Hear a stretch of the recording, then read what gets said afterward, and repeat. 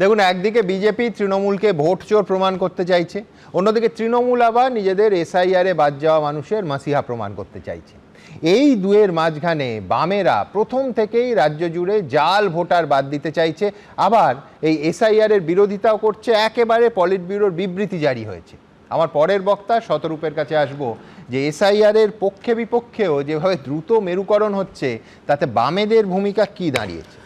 সুমনদা, সবার আগে বলি, দেবাংশু দাবি করলেন যে গোটা দেশে মমতা বন্দ্যোপাধ্যায় একমাত্র নেত্রী যিনি বিজেপিকে ভোটে হারিয়েছেন। এখন দেখুন, বিজেপিকে মমতা ব্যানার্জি খালি ভোটে হারিয়েছেন তা নয়, বিজেপিকে মমতা ব্যানার্জি হিন্দুত্ববাদেও হারিয়ে দিয়েছেন। যে কাজ আজ অব্দি বিজেপি কোনোদিন করতে পারেনি, তা মমতা ব্যানার্জি একটার পর একটা করে যাচ্ছেন। তা হচ্ছে সরকারের টাকায় মন্দির তৈরি। যাকে আজকের আমরা আলোচনায় আসি, তা হচ্ছে সুমনদা, এই আজকে আলোচনার প্রসঙ্গে তুমি তিনটে শব্দ ব্যবহার করেছো: চমক, গিমিক এবং পারসেপশন বিল্ডিং। আমার মনে হয় এর থেকে এরপরে আমার আর খুব বেশি কিছু বলার নেই।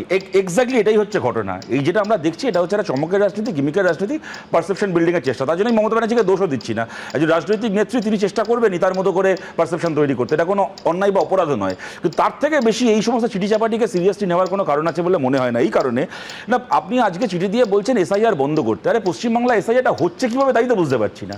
আপনি মমতা ব্যানার্জি, আপনি বলেছিলেন যে আমি বেঁচে থাকতে বাংলা এসআইআর হবে না। মাঝে তো বুঝতে পারছিলাম না আপনি বেঁচে আছেন, আপনি মরে পড়ে গেছেন।